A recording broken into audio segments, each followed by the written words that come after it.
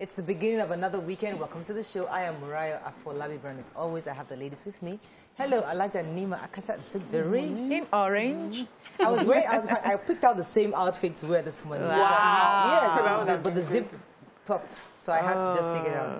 So we're in spirit. I can understand that. How are you doing? I'm fine. It was beautiful at the Nigeria Association of Women Journalists event yesterday. Are you a panelist? And I have their shawl is in my bag. Oh, nice. Carrying it around. Do we use the ones should for have the worn army? it this morning then. I should have. It's orange, so I was just thinking, only me come.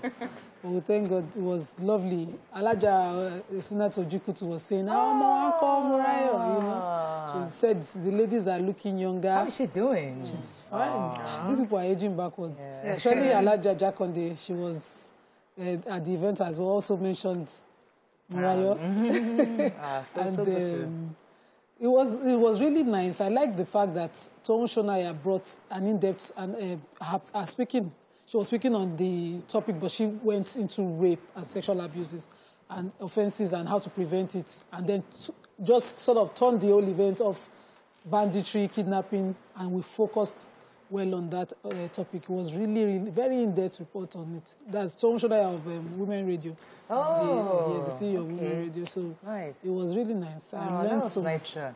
I have done a few things with her in Abuja then, and because we used to attend when NBC was reviewing the code. Of you immediately. So we used to go there every, I think once or twice a year, we used to go there to review. So we've worked together in the past. That's good.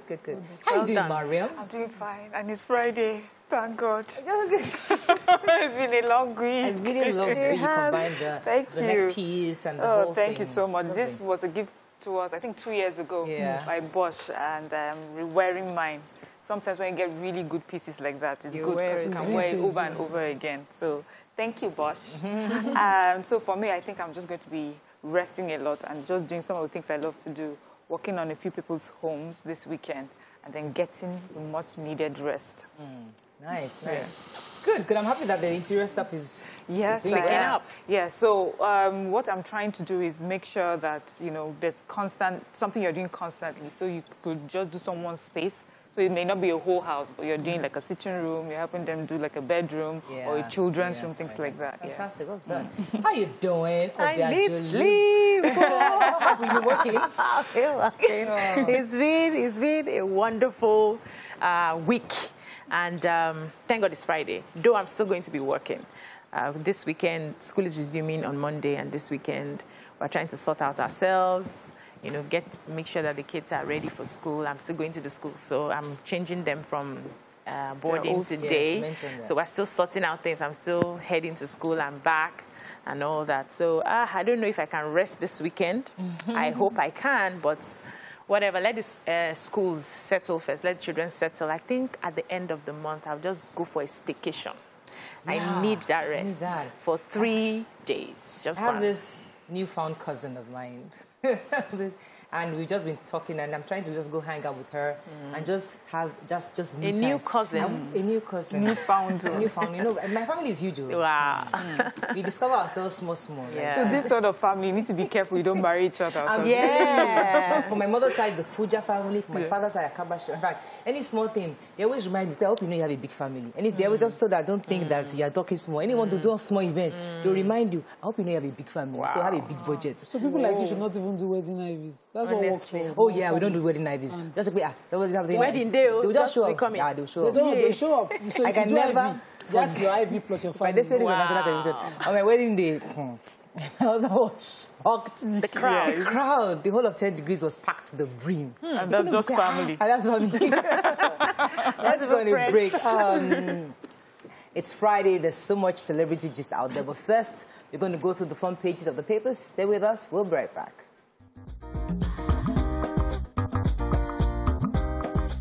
Stay tuned. Your View will be right back.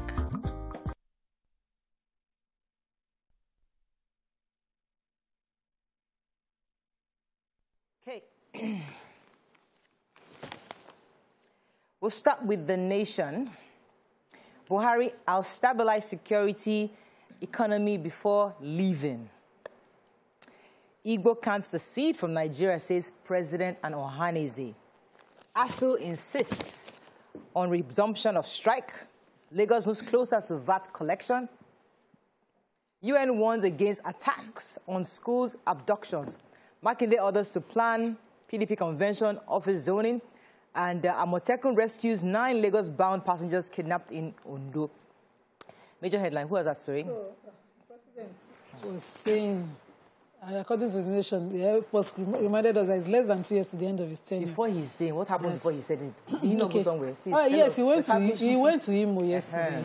He went to Imo. I think everybody already was on that. But he says that his new priority now is to stabilize his security and, stabilize the economy. So I've dropped it to the major 2 things I will focus on. Just reiterating his earlier stand that I will not fail talking to the service chiefs and that I will not allow you people make me fail. So I think he has woken up, for those who think he's been sleeping, and reiterating this and action being taken. So I'll take the Imo version in another story. Oh, please, can you just take, you want to take another story? Yes, and so that I can give you the details. But I wanted to talk about the 12 passengers who were abducted on Wednesday. This happened in Ondo State. And they said, according to the story, the bus was, traveling, I think, inbound from Lagos to Abuja. They got to a very bad spot, and some of the passengers had to come down to assist the driver to move that vehicle out of that bad spot. And then bandits came out of the forest and robbed a lot of them, abducted 12 of them. Luckily for them, Amotekun heard the gunshots and then came and tried all over overnight and rescued about 9 persons. The other people, they have called them and they are requesting for ransom, but Amotekun is promising, alongside the other security agents, that they would fish out the bandits and rescue the remaining 3 persons. So the United Nations, so on the anniversary of the United Nations International Day to protect education from attack, the UN used the opportunity to warn the federal government of the consequences of the constant insurgent attacks by Boko Haram and ISWAP and the abductions of pupils by gunmen. And he says that this is a threat to Nigeria's future and is urging the federal government to find a way to halt this trend. Other stakeholders were there, NUC was there, and many CSOs were there as well.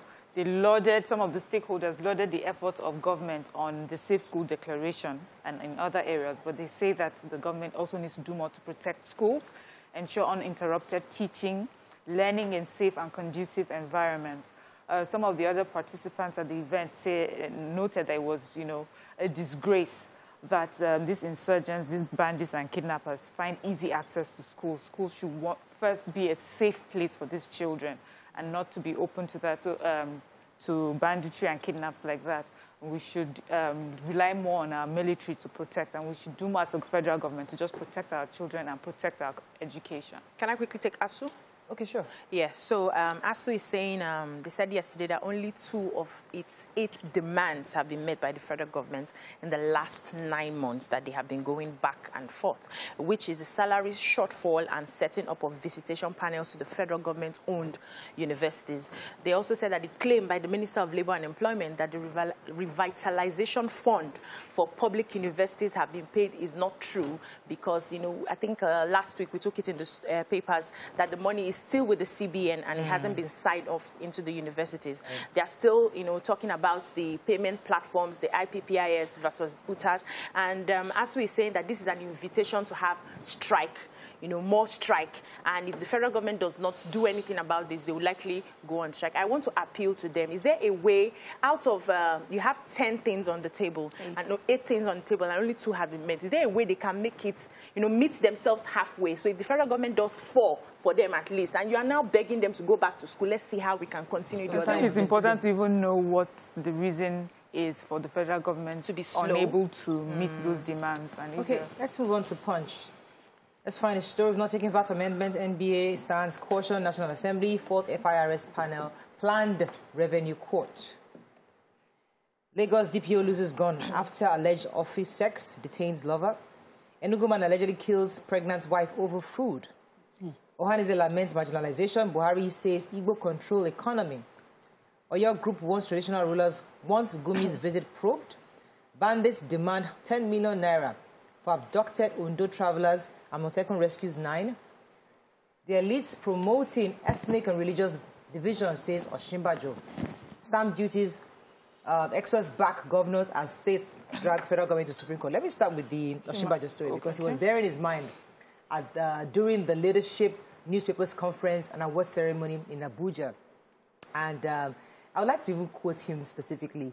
He said that some of the elites can't come to a consensus when it comes to insecurity. The chief weakness that we have is a human one. Our political and economic religious elites are socially irresponsible, either by selfish interest or lack of self-awareness.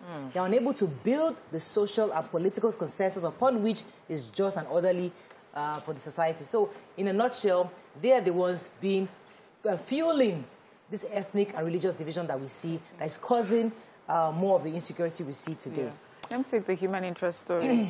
So in Enugu State, a man called Eke Ofia allegedly killed his 8-month pregnant wife because she didn't give him food when he asked for it after he had gotten home drunk. They've been married 10 years. They have other children. They said he came home on that particular day insisting for food, and she said, well, I have to feed the children first. You left without leaving any money. And even the Gary I'm feeding these children, I had to go around the neighbors to get this for them. He got so upset and he hit her. And she collapsed immediately. Neighbors rushed her to the hospital and she was pronounced dead. So he's been given, the police have taken him away. So we have children now who have neither parents because of the irresponsibility of one person. So painful. There's another story there. A woman, Jennifer Madweke, has been detained by the Lagos State Police Command over a missing service pistol, or is it pistol, belonging to the Divisional Police Officer, CSP, Adegoke Akinlade. So according to the story, the 29-year-old lady had a relationship with this CSP, and he worked for a while, and then he was transferred to another place. By the time they transferred him back to Lagos, they reconnected, and so that particular day he visited in his office. They kept him, they had a romp, is it what do you call it, overnight, and then he realized the next morning that his pistol was missing along with 50,000 naira, and so they picked up this, they tried to call the lady. After a while, they picked her up. She's been detained and she's been moving from station to station. The CSP is saying that he did not have any relationship with her, they did not have sex in the office because there were two of them and he just wanted to help them. But he noticed that when he left them in the office, they had stolen the pistol, the particular lady had taken the pistol, and 50,000 naira. The lady said she only took 7,000 naira from the bag. So they've been, a thief. Yes, and according to the lady, they took her to a herbalist to swear. So I'm wondering, where is the commissioner of police? The police took her to swear. According to her, the police said no, that he just went to the herbalist to find out who took. I'm telling you, where is the commissioner? I'm talking legal and Madam Lawyer. Yeah, so civilized democracy. See reality check. The police is even your police. Is going to have a police system that we're having is referring to reality check. Yeah. Is this working for us? Is this working for us? As Africans, let's localize our system. Look what I'm saying. Let's just move on, I beg. Let's not. Police Service Commission. I want to see what happens to this young lady. Digest that for a moment. Is there another story punching? I don't Let's think go on a break. We'll be right back.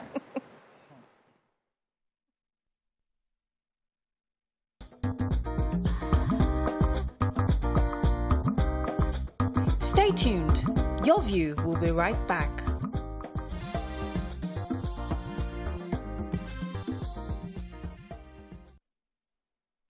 Thanks for staying with us. Moving on now to Daily Sun. FG stays in fresh legal battle over revenue. FG won't allow any group impede smooth conduct of elections, says NSA. As Buhari visits Imo can't be pushed out of Nigeria, says Ohaneze and Southeast leaders. FG plans to establish 109 farm estates employed to impose cattle colony and Ruga on Nigeria, says Afenifere. Yoruba group accuses Sheikh Gumi of relocating fleeing northern terrorists to Oyo. Nigeria's future in danger over banditry, says United Nations.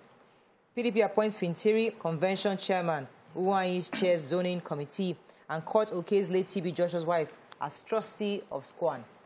Okay, the major headline. So the attorneys general of 36 states of the Federation have sued the Attorney General and Minister for Justice, and they're alleging the failure of federal government to remit funds generated from stamp duties into the accounts of the state. They say that they would like the courts to declare that only states have the sole authority to collect stamp duties and not the federal government.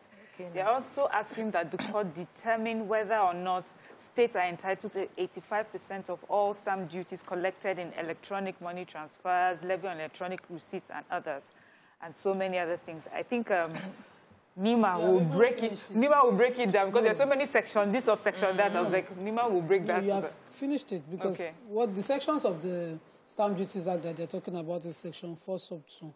And they want the court to read it in conjunction with section 163 of item 58 and 59 of the Constitution. So when you read both sections of the stamp duty along with that, it sort of, for them, puts the stamp duties and the process of it with the states. So they want the court to declare that they are the right owners of that money. Interestingly, all the states are just taking the federal government to court. So from VAT to stamp duties. By force, by fire. I think history will be good to we will be kind on Wiki. Every time we talk about when governors finally opened. And even the governors for a governor in the state, there's a concept. That meeting, that's a meeting governor meeting. The anti-open grazing too is governors that pushed it. So. The Asaba Declaration. Yes. That's the beginning of this. So they have been meeting, and you might imagine if it was just about open grazing and insecurity, why did the meeting take forever? It took 4 days. So they talked about a lot of things and how to go about it. Because I always say it's not for lack of laws in Nigeria. It's for implementation. I like the way you termed it. That was you that said that history will be good to these people because they are seeing that there's a different route that we can take to achieve the same objective. Which is true federalism. So the Pan-Yoruba Socio-Political Organization, Afenifere, are saying that the attempt by the federal government to establish farm estates across the country was another way of bringing the rejected cattle colony and Ruga back. The story is that the federal government is set to establish farm estates in 108 senatorial districts across the country. And Afenifere is saying it's also another way of defying the federal spirit of the Constitution as lands are invested in state governors. So they are asking states to reject this attempt because it's an excuse to grab lands for the federal government. States should use this opportunity provided by the landmark judgment, e.g. the VAT, River State, like we just quoted now, and present and explore other areas of the Constitution that they can assert themselves for the benefit of the state and liberate us from the unitary system of government that we are working on. So they mentioned such areas to be agriculture, health, education, electricity, and so on. So, basically. That's book knowledge. Okay, let me go to Vanguard. Vanguard, tax war worsens as 36 states sue FG over stamp duty. Ohaneze again release Igbo youths retained by security agencies. UBA records 33% profit growth, declares interim dividend. Secession fastest way to extinction, says Oshimbajo. Stop gagging those who speak out in Nigeria, Anglican primate tells FG. Lagos Assembly passes anti-open grazing and bill and VAT also. Oshimbajo, Obasanjo, Adeboye, others say farewell to Pa Abiodun. Apapa gridlock. Is Governor Sanwo-Olu helpless despite seizing control of traffic management? PIA, all marketers push for subsidy removal within 6 months. And students' abduction, Nigeria's future under threat, says UN. Okay. Lagos State have passed the bill on anti-grazing in the state and value-added tax. And they went through the, proper procedure of doing that. And so they have sent it over to the governor for his assent. The speaker says this, which I think is important for us to hear. He says, I thank you all for this historic exercise. There are lots of pressure on the state government in terms of infrastructure. And with the assent of the governor on the VAT bill, the state will be a better place economically, and Lagosians will enjoy dividends of democracy. There will be infrastructural development, and it will bring about robust growth in Lagos State. He also said it will make no sense for money accruable to Lagos State to be taken to the federal government while the state is suffering economically. So, well done. Papa, again, the Vanguard's reports, I like the headline. If the governor is helpless with I think we need to do more. They said 9 months into the inauguration of the Traffic Management Committee set up by the governor in Lagos in collaboration with the MPA and all efforts to restore sanity and law and order in Apapa and environs have failed. Yesterday, it was terrible. So, Apapa and environs include Ikorodu Road to Oshodi, Mile 2 to Apapa, Ikorodu to Ikorodu Road, Funshaw Williams Avenue, Surulere, Alaka, Igomus, Sifax, Ijora, 7 Up, Apapa, Surulere, Alaka, Eco Bridge, Ijora, Olokpa, Ijora, 7 Up, Apapa. These areas I have been able to travel throughout last week and on Wednesday as well, because I went to the island and I had to come back. I saw a bit of sanity, but the Mile 2 to Apapa end yesterday just didn't make sense at all. It's like we're going back to pre-Jonathan. I was so scared because once you're stuck in that traffic, you're likely to be robbed. And it started extending beyond the Mile 2. So at customs in Mile 2, you see the trucks. So I can then divert into Festac. But this traffic went into Festac, into ABC Road, the commercial ABC Road, all the way to Second Rainbow to Okota. And then you turn to Doba, traffic of trucks everywhere. There was no alternative. I was just wishing that somebody would fly me. So we had to stay put. And then when you finally get out at Doba, all the traffic inwards Apapa, they're heading towards Apapa, finding places to park. Somebody has to do magic there. Well, we need help. We need beyond all this one. Really need help. Thank you for continuing to keep that conversation up. It's really important. The president visited Imo yesterday. Please, who made his trousers? I was getting there. Okay, I have no idea. I wish I could find the tailor. We need to sack it. Why? Did you see the trousers? I saw it now. You wouldn't give your enemy that trouser. It was modern pink. You people don't even understand. Above the ankle. Above the ankle. Did you see it? Yeah, now, but our president from the exactly. Meaning you know where he's not going to wear the tight trousers. He's not going to wear. Not asking for tight trousers. Is it that Muslims wear? It's a normal carpenter-made trousers. Okay, let us hear your review, Jerry. Don't mind. Yes. So please, he was there. He was, adorned, but I just have a problem with that trouser. He's an elderly man. No, the trouser should be smarter than that. But at the end of the day, they had a town hall meeting in Owerri, and the president was saying that the Igbo people are very enterprising in nature. There is no part of the country where you see them that they are not there working and doing their business, that they are largely a part of the people that make up the economy of the country. Hannes Ndigbo is saying that we know, but that is self-enterprise, that the problem the Igbo has with Nigeria is the fact that they do not feel like they belong in the political structure of the country, and the federal government and the president needs to do something about that. They are also requesting that the young Igbo youths who have been arrested, illegally should be released to them. They're asking the federal government to pay attention to the rails, the federal roads, as a way of creating employment for Igbo people. However, IPOB ordered a sit at home, and it was a very high compliance level. Not a lot of people were able to come out. At the end of the day, they're appealing to the federal government to do more and show justice. And that's the only way the Igbo will feel like they belong in the country. The president almost like entered a ghost town and left, because I was thinking that there was a lot of drama going on. No, Igbo people are peaceful people. I didn't say negative drama. I saw that activity around the streets, nothing happened. They just wanted to be sit at home and It was like Bornu. Yeah, they all came out and Okay, moving on now to Daily Trust. I'm not happy. That Taylor should be sacked, sir. Suicide on rise as Nigeria records 51 cases in 12 months. That's not a joke. GSM network shut down in 13 local governments in Katsina. Naira hits 500 to 550 Naira to dollar as EFCC warns banks against forex fraud. Southeast leaders promise to remain in Nigeria as Buhari visits Imo. 120 bandits gang operates with 60,000 AK-47 rifles in 6 northern states, says study. And UBA posts 76.2 billion half-year profit. Okay, major headline. Who was that study? Yeah. So the Daily Trust investigations to mark the World Suicide Prevention Day showed that in 12 months, both male and female deaths of suicide have increased to 51 persons across states. And it says suicide cases were recorded in 22 states. Anambra, Bayelsa, Benue, Cross River. Let me just not bother with that. But, it showed an increase of 17 persons compared to the one from the previous year. And this is aside the unreported cases of suicide and that were not taken in the media.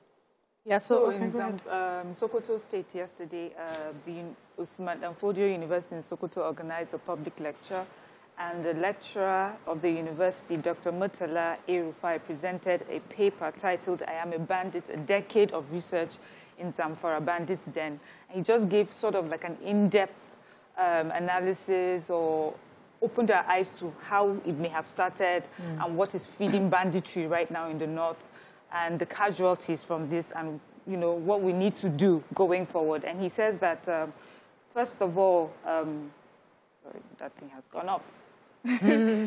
Just as I was about to. Anyway, he was just talking about the casualties. First, he says that about 12,000 people have lost their lives to banditry in Zamfara State since 2011.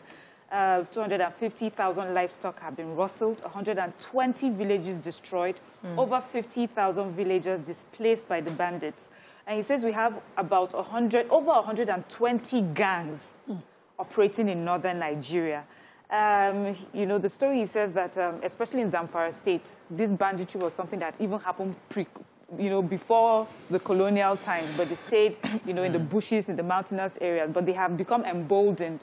And he also puts a lot of blame on politicians who have used these people as political thugs. He says one of the very first raids that they did were these bandits on bikes that had been donated to them by politicians. Anyway, just for time, he just shows us what has happened since then and how we're still suffering the consequences of some of our so telecommunications services have been shut down in 13 local government areas in Katsina State. They said there was no official announcement made in this regard, and but they are suspecting that it may be connected with the insecurity issues in the state. However, NCC, which is the National Communications Commission, denied the plan to shut down. I think there was a viral video going around where they said they were going to shut down activities and network in the state, but they are denying it, saying that what is really happening is, I think in Zamfara, they made a statement like that, that we're going to shut down a network from September 3 to be able to fight insecurity. They were setting measures that they had to take before they allow network to happen. That's why a lot of people said it was happening in Katsina, but they did not announce that because that's not the case. So I think they need to explain why people are not able to access network. Okay, that's all. We need to go on a short break now. When we come back, we discuss our hot topics. Stay with us. We'll be right back. Thanks for staying with us. So we started a conversation concerning boarding schools, and the businessman Wale Jana advised parents against sending their children to either only boys or only girls school, or generally boarding schools. According to him, he was sharing a story of how a senior in an all-boys school at the time allegedly sexually assaulted him constantly, and also assaulted, no, not him, assaulted junior boys. Yes, let me correct that. So allegedly sexually assaulted junior boys. In his opinion, attending same-sex schools can cause more damage than good. And furthermore, many have also said that sending your children to boarding houses is no longer the best option. You'd rather have your children stay at home because of all the various vices that we're seeing today. Now, our question, therefore, is, do you agree that it is the values we're exposed to in boarding houses can still be achieved in today's times? Or do you think times have changed? Keep your children in the house. What are your thoughts? Call us on 081-270-535687, 091-390-76948. You can also send us messages throughout the show, and we'll be happy to read your messages. Please, the numbers will continually be scrolled on the screen, and they will take it from YouTube and Facebook.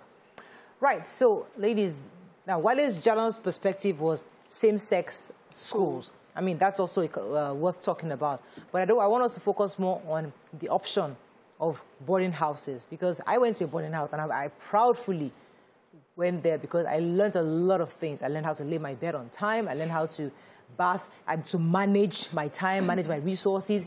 Because you have to give accounts of what you're giving at the beginning of the term, how you used it at the end of the term, So it was very, very beneficial to me as an adult.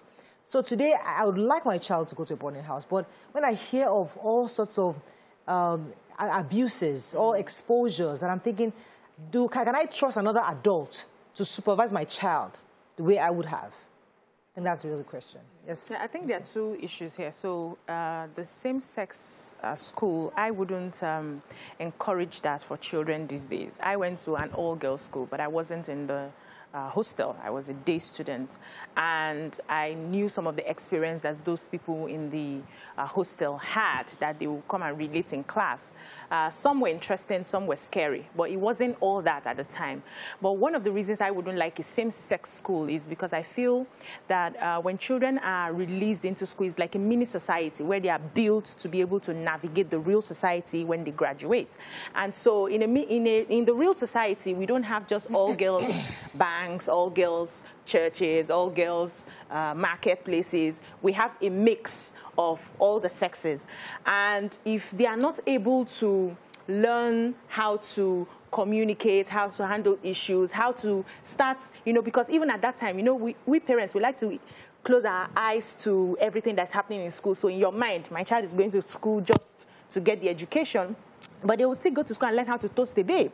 If that is taken away from them, I really do not know how they will balance. That's my own thinking. Okay. Yeah, but on the second issue of boarding or not, for me, I think it's about the personality of the child. So I had 2 children go into the boarding house. The first child did not give me an issue whatsoever. She blended in. She was fantastic. She's naturally independent. And she was able to, know who she was in just a few months into the system. But when I sent the bubble of the house, I don't even want to narrate on TV what we went through, having to convince him to even stay and pay attention in class, having to manage his emotions, having to manage the teachers handling him. I was like, no, I don't think my son is ready to be released. So I think we need to understand our children and find out what works for them. One of the reasons I like boarding house, like you said, is about organization. When I look at my husband, he's very meticulous. He knows how to organize his things, and I don't know how to lay my bed. That doesn't mean you won't succeed in life. Let's just get it. But there were some things I wish I knew how to do. When I come to a Miriam space and everything is just, if Miriam comes to my house, she will rearrange my sitting room like 15 times before she leaves. I see all of that, admire it, but it's not my strength. And I feel if I had gone to a boarding house, maybe I would have learned to be better organized. So it's still about the personality of the children. On this. So there are 2 issues, the same-sex and then the boarding day school. Okay, so I went to a same-sex school as well, and I would just disagree with BC a bit on what some of the things she says may be the failures of the same-sex school. You're allowed to interact with boys, but on special occasions. So we had lit days and things like that. They would come, and then they would send letters. And these letters would go through the school. It was much more, the school was part of making sure, you were getting normal, sane letters. So there were times where you would interact. But for me, I left a same-sex secondary school to a university where the hostel were only girls. Right. So boys were not allowed to come in. So the one thing I think that was a problem was, because my grandma used to shout, was I would come out of the bathroom, I would just be walking around. She'd be like, oh, what is happening? And then my auntie would say, she's used to just being with girls. She does not realize that, so we don't have to cover up. I had a friend who came to visit one time too at the hostel. She was like, how are all of you just moving around like this? Are you not afraid? But we don't have that. So there's that. But for me, I would like my children to go to a mixed school, because for me, I found that it was a bit more difficult to interact with boys. And I don't know if it was just because of being in the same-sex school or because also of my personality. I was quite shy and things like that. So I would like that to happen. But what's most important for me about schools is not about whether it's same-sex or not. It's the age of that child that is going to the school and the personality of the child going to school. Some people have gone to same-sex schools, boarding schools, and they have done so well, and they have flourished and they thrive. But there are some people who could not stand it. Even when I went, there were some children who had to be taken out. It's important for our children to grow a bit, to mature a bit before you put them in situations like that. Also, I want to encourage children, which is something that I started doing recently, where my children are interacting with neighborhood kids. So we are not taking your child from just that protective space in your house straight into a place where they now all of a sudden have to learn these skills. So they are practicing the skills at home, and you're watching them and correcting them as they are, you know, navigating friendships in the area before they go to school. So those are the things that are important. Now, this particular tweet mentioned like abuse, sexual abuse. Sexual abuse. So sexual abuse happens in same-sex schools as well as mixed schools. And that is why it's important that your child is old enough to be able to understand that this is abuse coming to me and I should run away from it and report it. Some children may not have been taught from when they were at home or in primary school what the signs are of someone trying to abuse you, and they think that they have to be quiet because a senior has told them that. I want us to touch on that a bit later, because I wanted to hear your thoughts first on this issue of same-sex or boarding house. Then we'll come to the issue of the abuse and how we can manage as parents. Yeah. So I went to a mixed school, and I think it worked for me because of my already very religious background where everybody was separated. So we didn't have mixed in my house. The girls' room was clear, the boys' room was clear. And there was no mixing. You can't be visiting as a boy and be found wandering in the inner area of my house. So in the school, then it was okay to have, sometimes you find yourself sitting with a boy. But the school, at some point, I particularly would say, please go and find another place. So for me, watching my children and reading all that I read every day on the news, I'm scared about if something were to happen, even though I've raised my children to speak, if something happens and my child maybe, so what happened to the woman, the Akwa Ibom woman's case, such a situation where the child now loses the will to talk to their parents, or the deed had already been done, the damage is done, you're working. I don't want to ever face that. So that's for me. It's not like there are no good boarding schools, but that's why I'm thinking no boarding school for my children. And because these things happen unabated for long, a school period is a 12-week period. Within a 48, 72 hours period, something damaging, lifetime damaging can happen. That's the fear. But when you talk about raising your children mature enough, you know the child who can go. Yes. Among my two children, I'm not doubting, because the other one has gotten used. She's independent. She can survive anywhere. Even this weekend boarding has made her more mature. I'm impressed by her work, her academics, and everything. But I'm looking at the other one that is over-dependent. I think you should go to boarding school. Somebody should shake him. No, I'm just thinking. If he continues like this. Let me go on a break, because as Mariam had said earlier, the tweet also talked about sexual abuse. And these abuses happen, especially when the children are so tender. And we know we've discussed sexual abuse in schools so many times on this show, but it's a situation whereby your child goes to boarding houses and you are depending and expecting that the caregivers will pay attention and hope to help you to stop this and nip it in the bud. We'll come back and continue this conversation. Stay with us. We'll be right back. Thanks for staying with us. So we're still talking about this issue of boarding house versus day school. And someone has raised the issue of sexual abuse. And one thing I think BC had said that regardless of which school, either boarding or day, sexual abuse is still possible. Now, the question is, as parents, you equip your child to speak. You equip your child to know what to do. But you go into a school system where you have what they call them seniors. You're hushed. You know, you're told that these are the rules and regulations. You cannot do this. You have to obey this person. And then this person, not just sexual abuse, physical abuse, verbal abuse, there are different kinds of abuse that traumatizes a child. So what are the signs? How do you know? Because from Wale Jana's tweet, boys were continuously abused. It's cool. I mean, today we're saying, oh, we have this whole community of same-sex here and there, but it could have started from this. But I don't want us to focus on that now, but how do we as parents help these children? We've sent them out of the world. We've equipped them. They can speak up, but they get into a school system that doesn't allow them to express themselves. How? Okay, so for a deliberate parent, there's a a level of care that you can give to your children that no other person can give to that child. I'm talking about people who are deliberate about parenting, people who understand how to observe their children, how to listen to their children, how to pick up signs of what the kids are not saying. Because sometimes they're going through things and they're not really speaking to you, but you can tell as a mother, you can tell as a father that something is not right. This is not how my son usually is, you know. But when it comes to the school system, I also realize that I think we expect too much from some of these teachers and some of these house parents.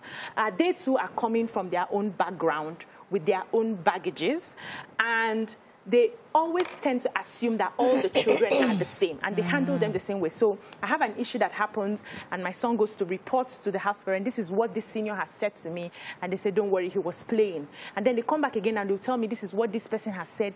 And when I weigh those words, they are very heavy, very emotionally damaging words that me at home, I don't use such words on my children. I don't even use it on adults. So, and I'm wondering, and I felt that this was a school that would have helped mold my child. So what if this was a physical abuse? Is that how they would have ignored it and said, don't worry, he was joking, and keep it till I come? So I have this policy where I speak to my children every week, and I ask them questions, and I go back to the house parents, and I'm expecting that you say, okay, this week, oh, this is what happened, and that's that. You don't get anything till the end of the term, and then I'm hearing things, and I'm like, but you people had an opportunity. You were speaking to me every week. Why didn't you tell me? So,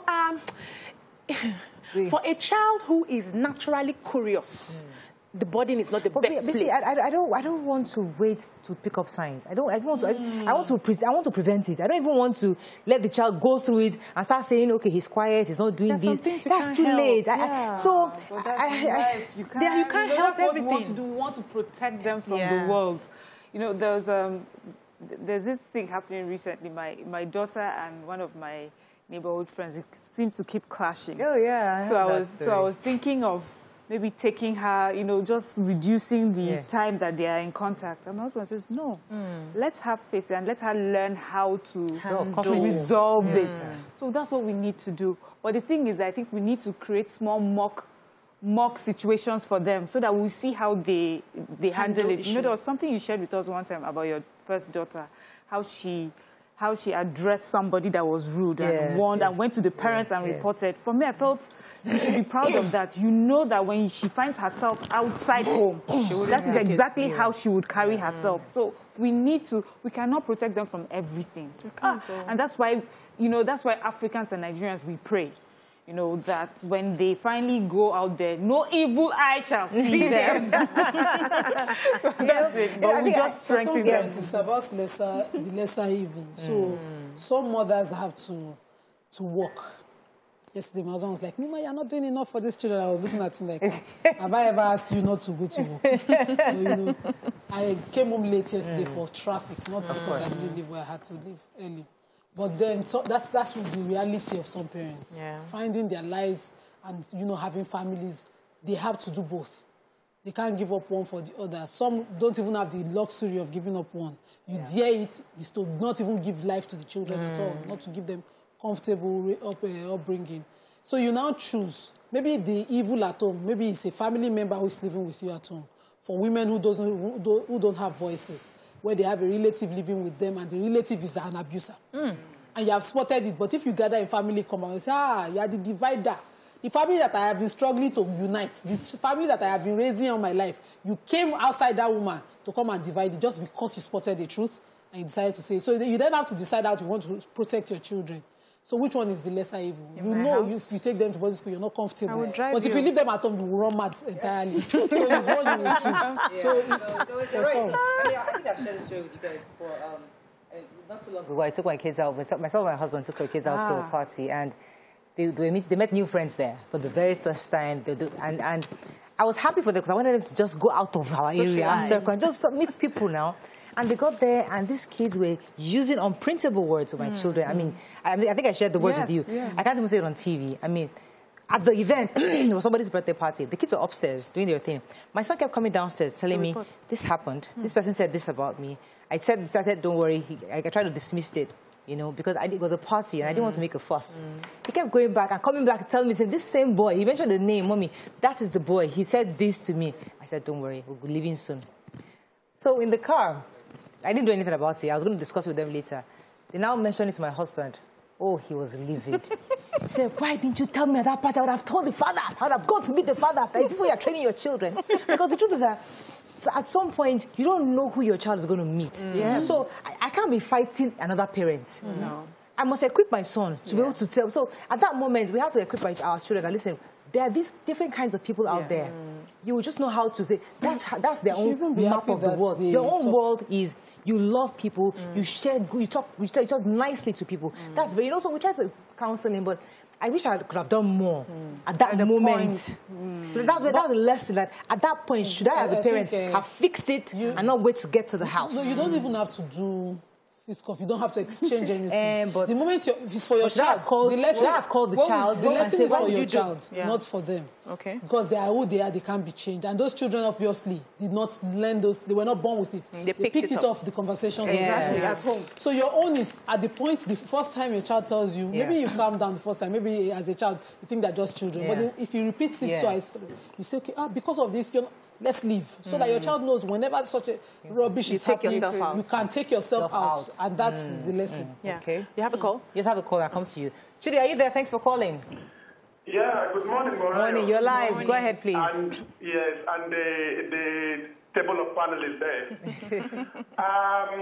I personally, I would want my children to attend a boarding school, either for the girls and for the boys. Now, my mother was a teacher who rose to the rank of a principal.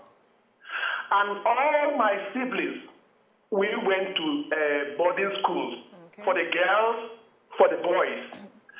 And I think the problem there is, what kind of teachers, supervisors, housekeepers do we have? Because I know in most mission schools, they monitor you, bomber to bomber, follow. In fact, it's like they remote what is going on in the boarding school. They know. And when you look at children, people that went to boarding school, maybe for the girls, for the boys, you can see the level of responsibility. They are very responsible. They are outspoken. They will tell you one-on-one, see, what you are doing to me, I don't like it. And it has nothing to do whether it's girls' school or boarding. The point is that children learn more when they are in the boarding school. They mix with their peers. They discuss. All right. Thank you very much, Chidi. That's a good point. Okay. Yes. Yeah, I wanted to say that sometimes we don't really know our children. We assume we know. We assume that because I'm always preaching, I'm always telling them, don't do this, this is bad, this is this, they are taking it. We assume that it's entering. Sometimes we forget that they still have a choice to either take what we're teaching them or not. And how do you tell? How can you tell that what you are teaching your children is getting into their system? Is by the time they go outside and how they're able to represent everything that they have been taught. By the time they're able to show the values that you have given to them. So in your mind, I'm doing all that I can, because you hear some parents say, I have done everything. I give these children everything. I give them my time. I give them my days. I give them my body. They will go outside and they will embarrass me. It's because we have not taken time to put them to a test. So I like what you're doing, where you are creating mock situations to hear how they can, see how they can handle situations, hear how they talk to their people, because you may have a different personality from that child. And how you resolve issues, she sees it, she likes it, they said, what's the foundation, or not. She may not like it. She may feel that you're somebody that people can easily cheat, and she doesn't like it, and she doesn't want to be that way. But you wouldn't know except you put them in those situations. So it's okay for us to have little groups. It's okay for us to push them out. I was happy with the experiences that my son had in the boarding. It wasn't favorable to him or to me, but he opened my eyes to certain things that I could have been blinded. I mean, assuming that he's like the sister. You know, I was able to, whoa. You are different. Who you are. My son. I was scared because I see a lot of me in him. Yeah. I used to be very curious. And my husband would say, this is you. This attitude is you. I was like, whoa. So when I now brought him back home, I knew the things I needed to handle, and I'm getting on it. It's not easy being a parent. It's always, I have to go on a break, you know, but you know, it's just seizing the moment to change or seizing the moment to teach. Is how do you appreciate that moment? And how do you even know it's a moment to teach? When we come back, continue this conversation and take more calls. Stay with us. We'll be right back.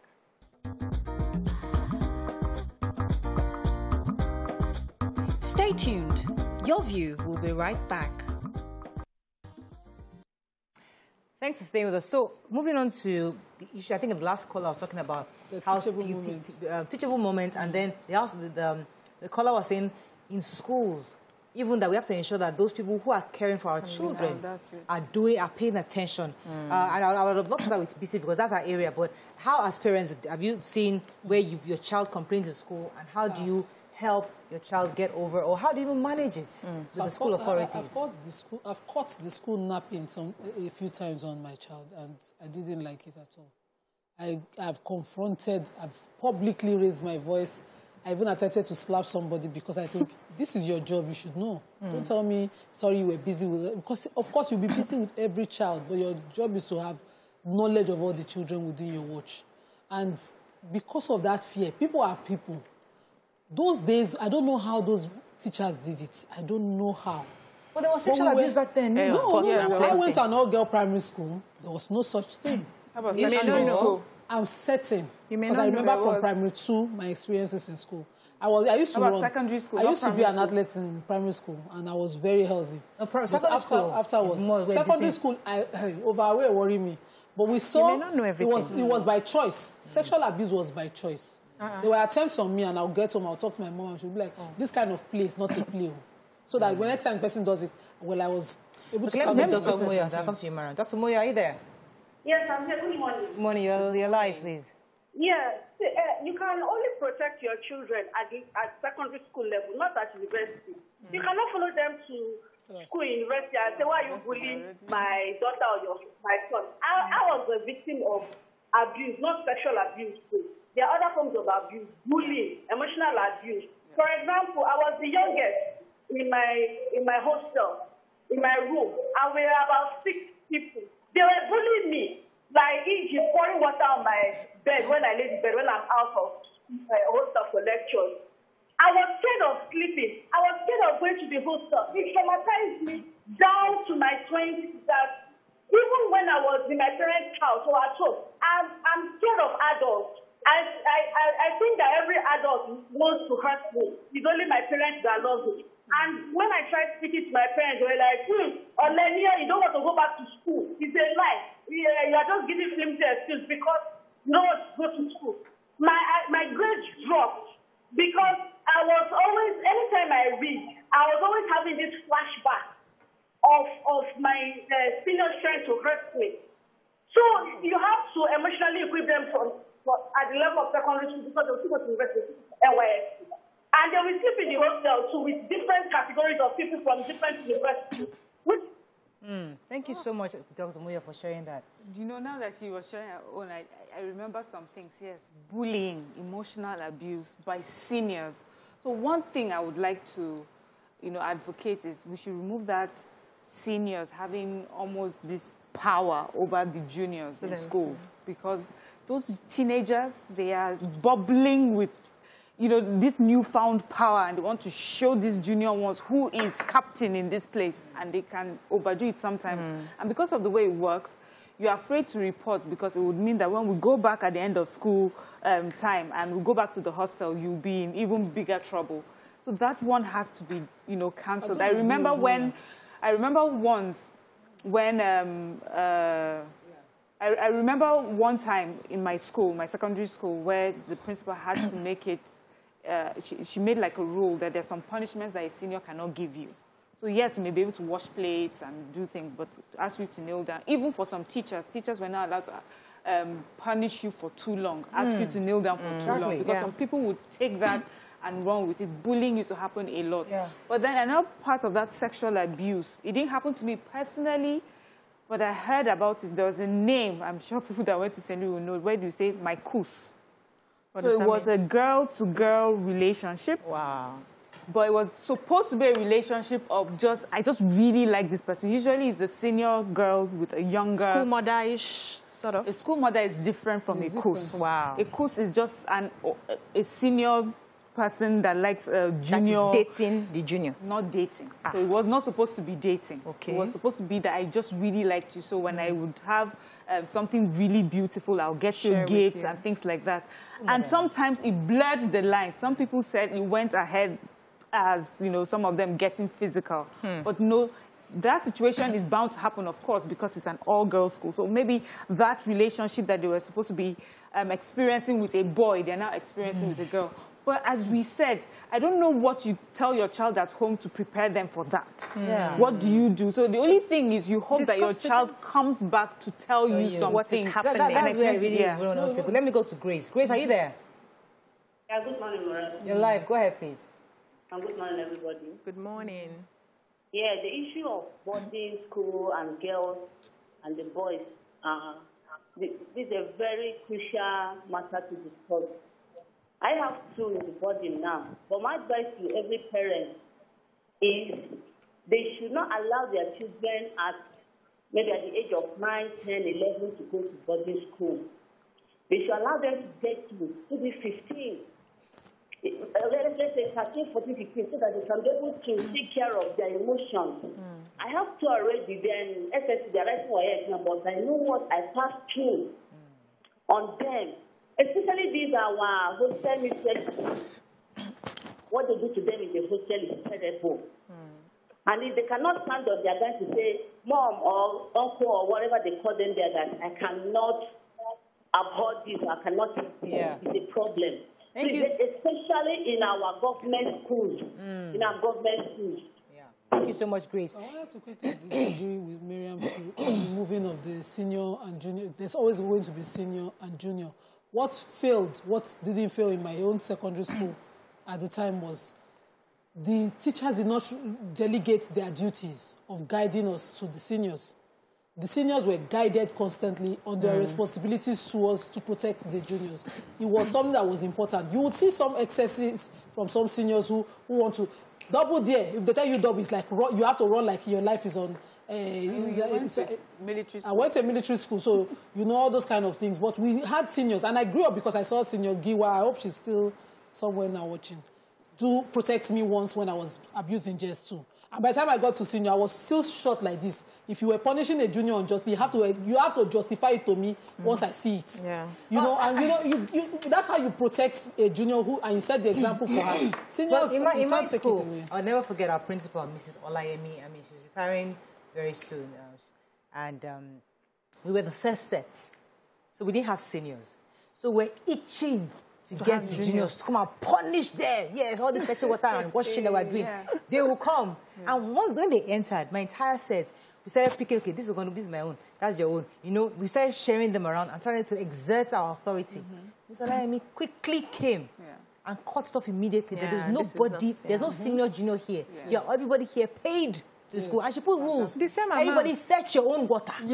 Wash your own clothes. Everybody, there are rules and regulations. There was a cane master. If there's an issue, you are reporting. The cane master assesses that, okay, this thing, we can cane you. You know, but you don't have that freedom to do anyhow. So that's culture of seniority. I think in public schools and even in private schools. Teachers delegating their duties to the seniors. So you have to... Not necessarily. Within the hostel, human nature. They have the duty to discipline a junior, maybe who has done wrong. And you don't take that junior. Like the case of that Akwa one again. I'm going to put the child in the hands of some set of seniors in the hostel, take him from his class hostel to another senior hostel. You deliberately wanted him to be punished. If you think he did something you wanted to address, you address it. Teachers got lazy at that. That's no, Nima, you're not getting the point. Let me come take Buki and I'll come back to you. Buki, are you there? Yes, I'm here. You're live. Go ahead, please. Okay, I'm a first-time caller. Welcome to the show. Thank you. So I went to a single girls' school, my sisters and I have vowed that none of my kids will go to a single-sex school. Because my sister, you know, being in a single-sex school, we had the option of wearing kaftans, and most of the girls liked it because they felt like boys in it. And I think that was what motivated my sister to dress the way she does till today, almost in her 40s. It's something that my mom has battled with, and it's still very sad, because now it has shaped her into what people would call lesbian. You know, so I believe that that played a major role to her. And even what I noticed in school, girls that acted that way, dressed like boys with the kaftans and everything, had like partners, and to them it was cool. You know, and it was normal. So I would not advise or encourage any child going to single-sex school, especially with the way the world is right now. Thank you very much, Buki. Yeah, I wanted to say in this seniority issue that the idea was to prepare seniors for leadership roles. So as they get older, they're able to, you know, take care of the younger ones. They're able to assert leadership, you know, opportunity. They are able to handle leadership. Yes. They are able to show by example, mentor the younger ones. But along the line, we missed it, just like human nature. Yes. And the teachers who were supposed to take responsibility for the seniors now allowed them to do it how they want, without proper supervision. Yes. So you are not supposed, as a student, to punish another student. They are paying the same fees. You are not supposed to do that. But you can point out that you have done this, you have done that, and I'm taking you to the teacher, because you need to get a punishment for this. But I wanted to talk about the issue of the sort of house parents or teachers that we leave our children with. I understand that a lot of schools struggle to really train their teachers, but I believe that every teacher or every house parent who is handling children must go through child psychology regularly. Because what I see is they use this one-size-fits-all approach for every child. I had reports of, I go and report this and they say, I'll handle it. I'll go and report this one again, I'll handle it. I'll handle it till the end of term. Nothing has been done. So if we constantly train our teachers and our house parents to understand that these children will come with their different peculiarities, just the way we say in the classroom, you must have differentiation learning. You should have differentiation care for the children. It's a lot of work on the teachers, but you need to try and pay them well so that they can handle these children. So if we can get that sorted and ensure that we have a guidance counselor in the hostels who the children can approach and table issues to. Most of the schools, they will tell you, when you go to school to find out about admissions for your children, they put their best foot forward. They won't show you all their inefficiencies. But when you're now in the school 1 year, 2 years, you're now beginning to see that these people are not really paying attention to certain things. And I also observe, because you were asking, how do we know the right schools? I also observe how the school owners and the principals handle issues when you bring it to them. So some people just run to start defending their teachers, and they wouldn't even go through what you have said and, give a track record. There are some schools that are known to, I'm not saying sack the teachers, I'm saying show that you're involved. If the teacher is actually wrong after investigation, show the disciplinary measures that teacher is going through. But when you come and once they report, you say, no, in our school, we don't need to do this kind of thing. In our school, we don't need to do that. It discourages parents. Let me take this call. Buki, are you there? Hello? Yeah. Okay, yes, you're live. Go ahead, please. Okay. Good morning. Morning. Yeah. So, well, credit comes in short supply for me, but I want to give you ladies a lot of credit. Oh, thank you, You are Tosi. a breed of intelligent ladies. Thank you. Honestly, I've never seen such a set of people who are so vast. So I'm giving you that credit. Thank you, Tosi. Appreciate You're welcome. Now, I went to a federal government college. Well, I went through, being a junior and being a senior. One thing I did, perhaps by my training, you see, when I got to the senior level, the juniors loved me. They didn't fear me. I fetched water for them. They fetched water for me. But you see, in my junior level, there was this daughter of a very prominent person who was always terrorizing me. You know, but I didn't take that back when I got to I didn't take that on the juniors when I got there. Yeah. When I got to the senior level by virtue of my upbringing and character. Yeah. Now, my children went to private secondary schools. And looking back at the third one in junior class now, I think the training that you give to them from home goes a long way. I am so grateful to that my two of them are in university now, and you know, they weren't bullies. Right. I had the confidence of sending them to boarding school because I came out the better for it, having gone to. Right. And issue of bullying. I'm trying to say many things now. The issue of bullying, I think it's still rests with the school authority. Yeah. Right. I remember there was but before I make this point, I'd like to say, you see, the boarding school has become a place for certain parents to just dump a very troubled children. I remember a case in point. A senior literally poured out my daughter's milk can. You know, put more than half. And you know, these children, by reason of their upbringing, you know, and by what they tell them at school, they can't go and report.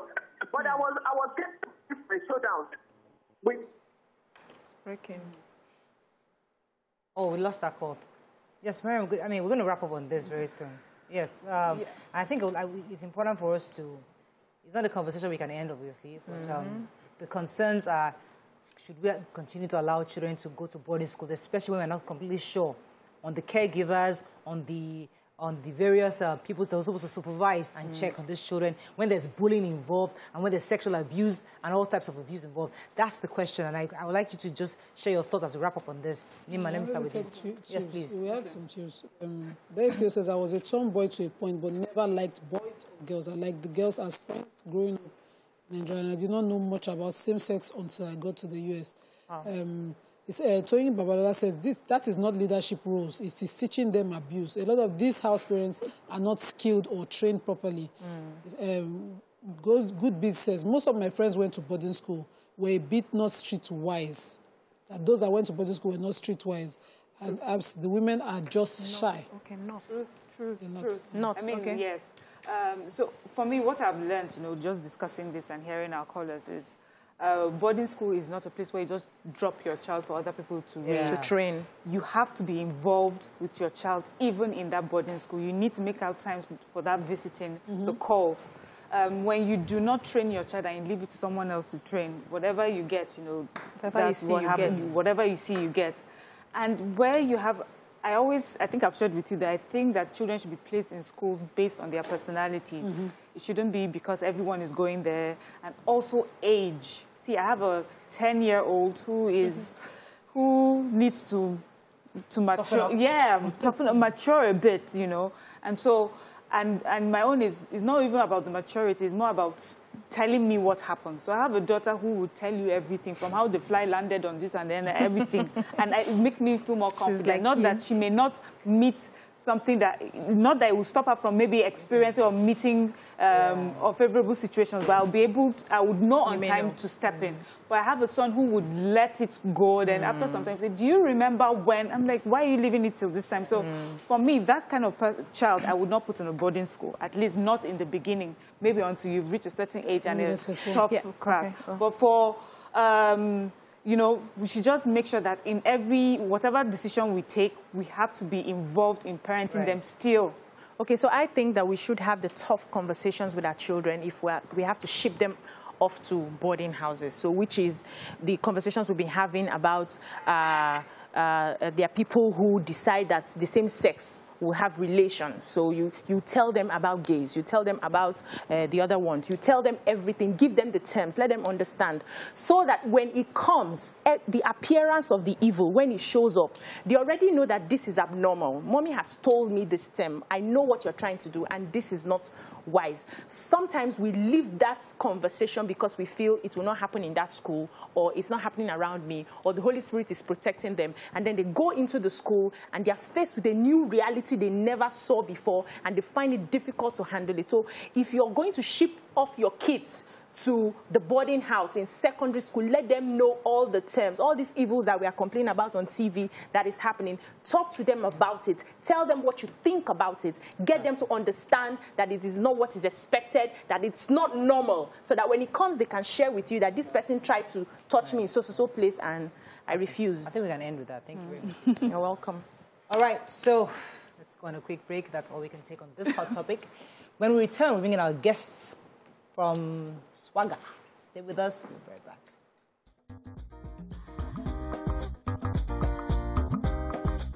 Stay tuned. Your View will be right back. Thanks for staying with us. So, as we prepare for the 2023 general elections, on the show we have the former Senate spokesman, Senator Adebayo Adeyeye. Adeyeye. He's also the chairman, Southwest Agenda for Asiwaju, popularly known as Swagger. Welcome to the show, sir. Nice to meet you. Yes. Happy to be here. So I know from what we've been told, Swagger is lobbying to get people prepared to vote in for Asiwaju as president 2023. And I'm saying to myself that he hasn't come out to declare his interest in presidency. We've not heard from any political party saying that they've selected. So why is Swagger pushing his agenda, and what exactly is the objective to at this point to push it to let people know that he's interested in this position? Well, you have said it all. Swagger, the full name is Southwest Agenda for Asiwaju. The whole idea is to persuade, first and foremost, to persuade Asiwaju Bola Ahmed Tinubu to throw his heart into the ring and contest for the presidency of Nigeria. That's number one. Second idea is, if he agrees to do that, to then mobilize the people of this Southwest, first and foremost, to rally around him, adopt him as their own candidate. And thirdly, to sell him, to mobilize people from the Southwest and every part of Nigeria to sell him to the electorate, so that ultimately he can emerge as the president of Nigeria. That is the whole idea.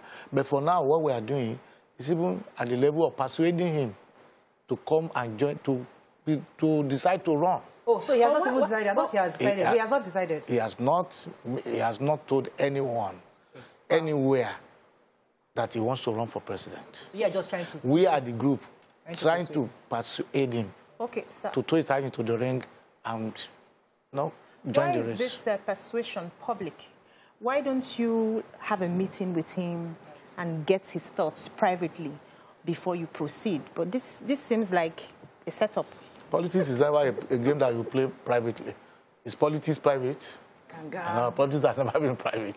You need to mobilize people. He needs to be convinced.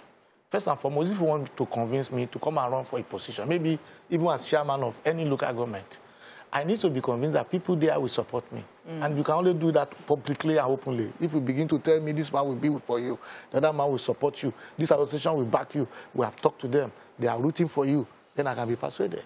So we are doing it publicly so as to let him also realize that the vast majority of the people wants you to come and join this race. Wow. So we have been to the palaces in the Southwest, and you saw what all of them said. That is enough to persuade somebody. It's enough to motivate you to say, okay, maybe I have support. And I can therefore be confident that if I join this race, I have a reasonable chance of success. Some people are listening now and have heard, okay, why you're doing this to persuade him. But they ask, why him? What are the attributes about him that you think would make him the best person to run? Okay, we talk first and foremost about his experience.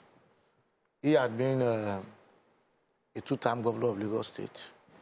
And you also agree with me that every other person who had been governor after him, he has had a hand in their becoming governors. He has actually more or less packaged them into the office. So he has that experience. And we believe that he had done a good job of leading Lagos State, first as governor and also as a kind of mentor to all those who have succeeded him. And so Lagos continued to be a pace setter, continue to be a center of excellence in Nigeria, all because of his leadership.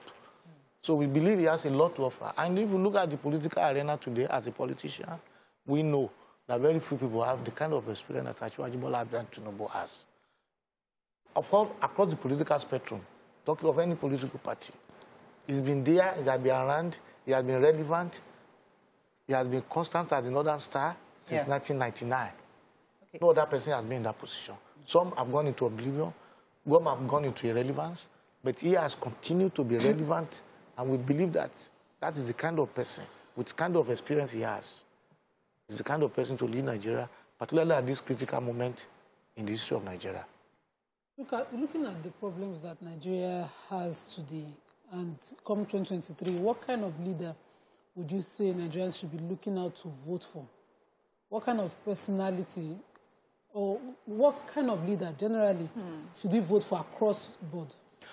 We should be voting for somebody. The critical problem Nigeria is facing today is the problem of division and disunity, ethnic tension, religious tension everywhere. There is a lot of centrifugal forces trying to put the nation apart. Everybody wants to go. Not only a question of seceding. Some people just don't want to have anything to do with the other people. So we are looking for a leader who can unite the country. Okay. The first challenge is to unite, to find a leader that Nigerians can accept across the political spectrum, across ethnic divide, across religious divide, who people can say, okay, we can trust this one.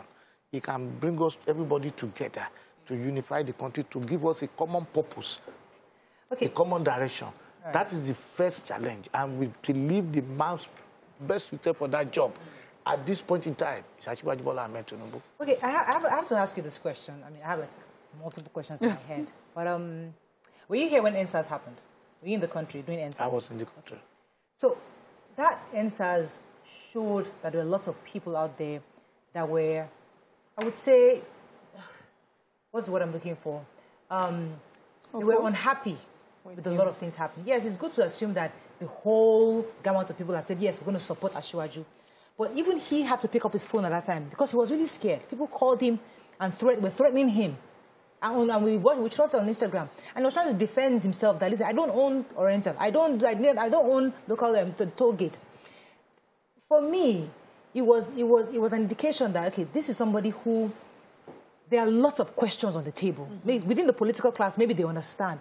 But the people out there, young people who are the majority of your voters, they might not see Asiwaju the way you see Asiwaju.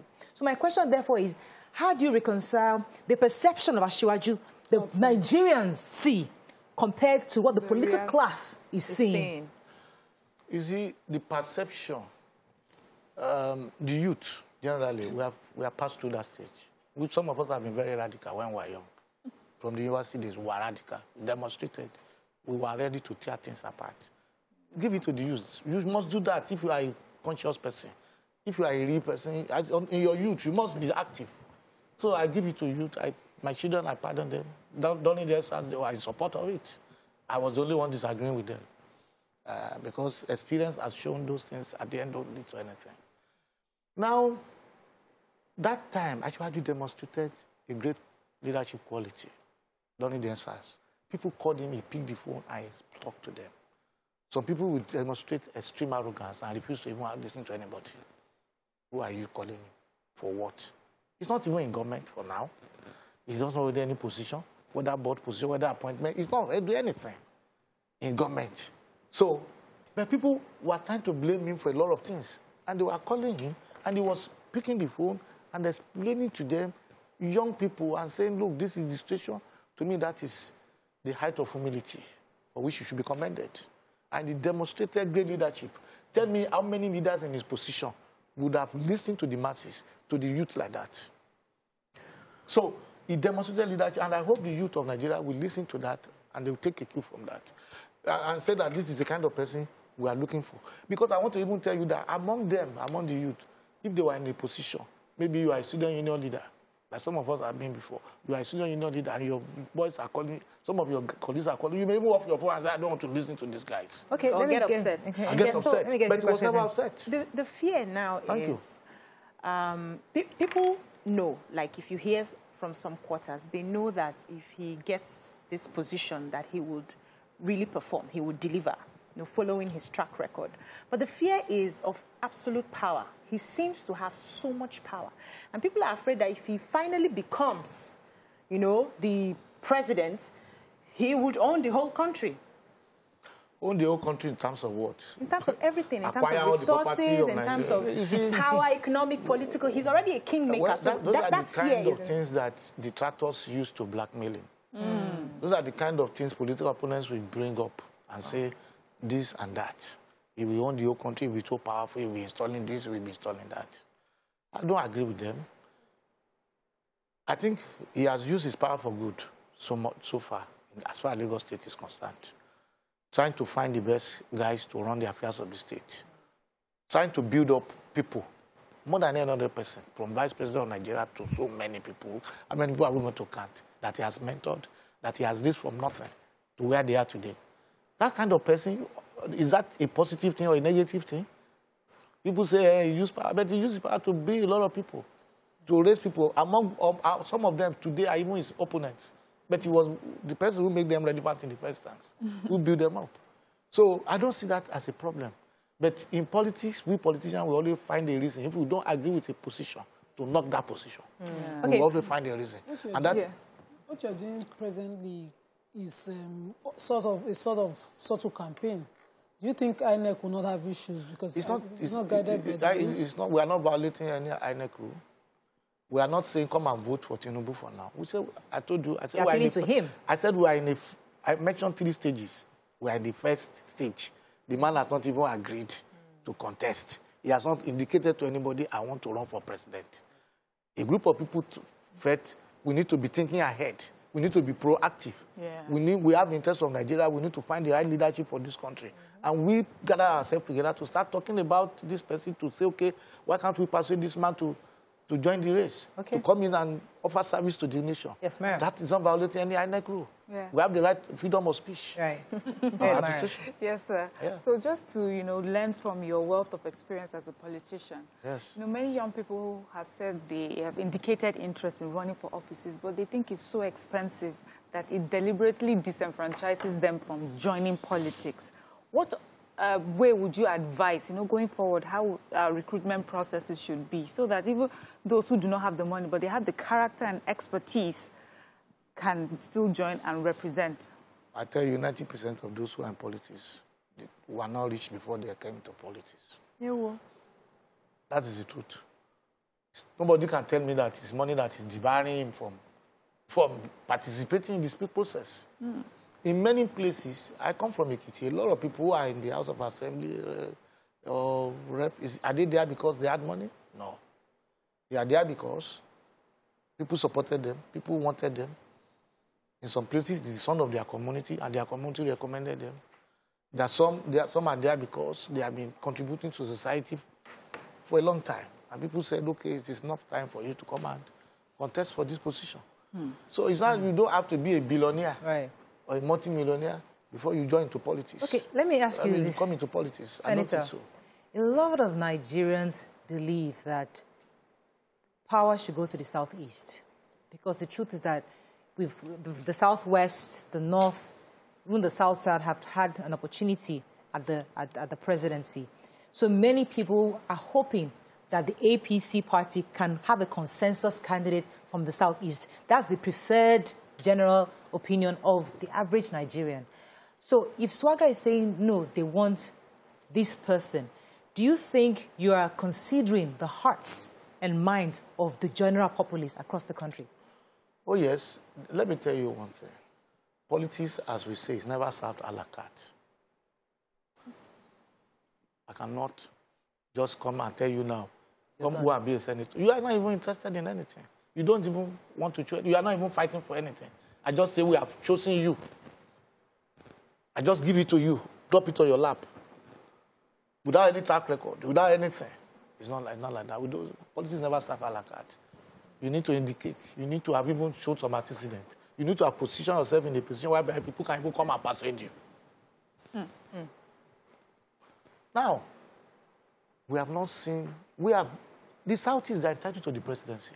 My own belief is that after 8 years in the North, it should come to the South, What Nigerian political leaders have agreed on is the simplest form of rotation, which is North-South, North-South. They have not gone to the complicated one of microzoning. Microzoning to different geopolitical zones. We have 6 geopolitical zones in Nigeria. People have not gone to that level. And if you agree to microzoning, you could even come to a level where people say, okay, apart from the microzoning of 2 geopolitical zones, in Ogun State, they have Ijebu, they have Egba. Egba has done it, Ijebu next. We have not gone to that. People have simply agreed on a very simple form of rotation, which is North-South. So anywhere it can go, if it is turn of the North, it can go to anywhere in the North. It is left for them among themselves to meet and see who can we project, how can we put forward. That Nigerians will buy from us, that Nigerians will accept from us, the more capable person. It is not because we cannot say, okay, we have sown to your area, and then you go and bring somebody who is totally incompetent, is not qualified for us. Nobody's going to accept that. Yes, so right. in this case, the rotation agreement in Nigeria, subscribed to by the 2 major political parties, subscribed to by the majority of politicians, is a simple rotation between the North and the South. Okay. Therefore, when Obasanjo did in the South, it went to the North to Yar'Adua.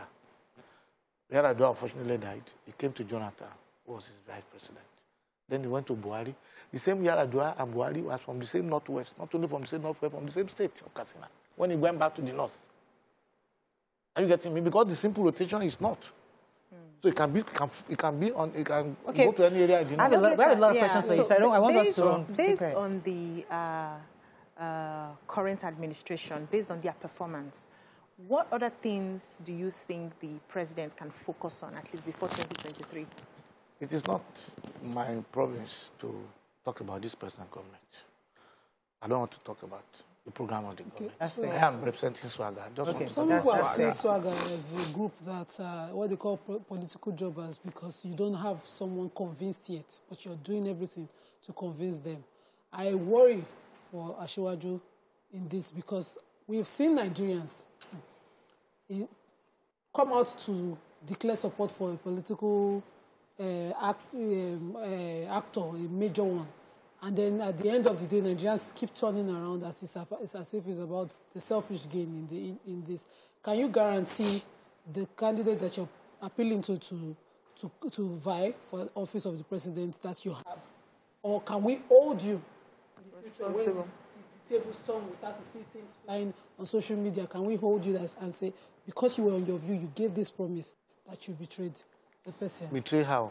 I'm just asking. Betray him so that along the line we want to support him again for president? Exactly. Oh, we turn around and say, Asiwaju is no longer qualified. No, that one is not going to happen. We are people of integrity. Let me tell you, people in Swagger are not political jobbers. These are high-caliber politicians.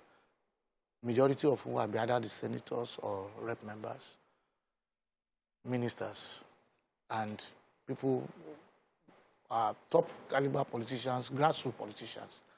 These are the people who are in Swagger. They are not people who are looking for a job. They are comfortable people.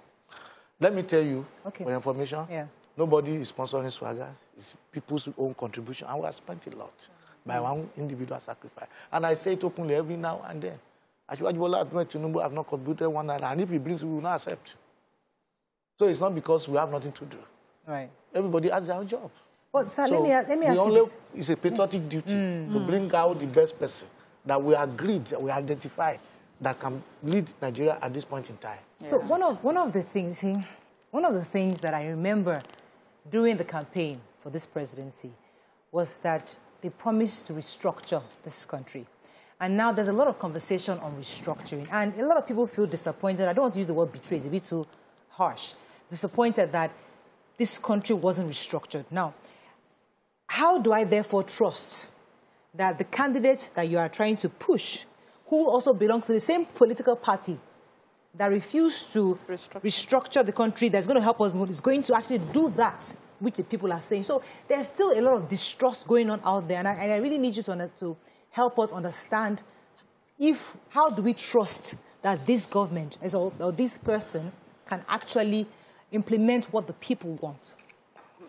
It is in the manifesto of the APC. It wasn't done. That should be restructured. Yes. The APC adopted it as a manifesto, and it is there. And they even set up a committee to work on it. That is the question you need to put to the president whenever it comes on the view, onto this program. I'm not going to be the one to answer that. But I can tell you that by the antecedent of Asiwaju Bola Ahmed Tinubu, I can say reasonably that it's a person we can trust. That already the program being in the manifesto of his party, that is going to implement it. And I say that without any fear of contradiction, by looking at his antecedents. At the time when he was governor of Lagos State, I was National Public Secretary of Afenifere. And we believe in integration in Afenifere. We believe that this country should be restructured for the progress of this country. It's an idea I hold on to myself, and I hold on to that idea until it is accomplished. And Asiwaju Bola Ahmed Tinubu decided to begin to take practical steps to advance the issue of restructuring within his limited capacity as governor of Lagos State by taking some steps. I decided by saying, okay, I'll challenge these people, I'll create local governments. Because ordinarily, in a proper federation, the federatory units are only two, the central government and the states. Local government is within the total control and ambit of the states. But the military altered it and created an anomalous situation for us with which we are still grappling today. They made the local government a third tier of government. There's something like that in any federation. And started allocating money from Abuja to them. And they did so because they have created so many local government in one part of the country, so as to skew the revenue allocation. And we saw it as Afenifere and said, we are not going to agree. Up from 1960 until 1999, the issue had always been state and federal. Allocate things before them. If you like, within your state, you can create 1 million local governments. But you are the one that will finance it. And if you like, in my own state, I can create only 2. So Asiwaju Bola Ahmed Tinubu decided to test the matter, and he went and created local governments in Lagos. I said, yes, because this thing you have done is wrong. It should be within my province. Of course, you know what happened. Yes. They reacted from the federal government. They said, no way. By even creating, we seize all your local government money. We're not going to give it to you. And they never gave it to him until he left office. And he said, no problem. I will turn them into LCDAs, which we now have in Lagos. The whole idea initially was to test it, was to fight for federalism, was to fight for restructuring. That was why he did it. A man who did that, several, at the early stages of this democratic dispensation. If he now has the full power, will you say you will not trust him to implement restructuring? Okay. I look at your accident, not by your words, I look at your deeds. Your track record. Your track record. It's more important than whatever you are saying. Because a lot of people, politicians will come during the campaign trail and say all sorts of things and promise heaven and earth that will turn Nigeria into paradise after Uncle. But I will look at your track record, your deeds, what you have done, and what practical steps you have taken in respect of that thing. All right, we have to wrap up. Thank you. I mean, unfortunately, we have to end this conversation, but it's interesting to know that your group is still trying to lobby Asiwaju to accept and persuade him to accept to run in the coming elections. You can join us in the lobbying. Everybody's welcome. Once you pay. No, we are not paying anybody. No.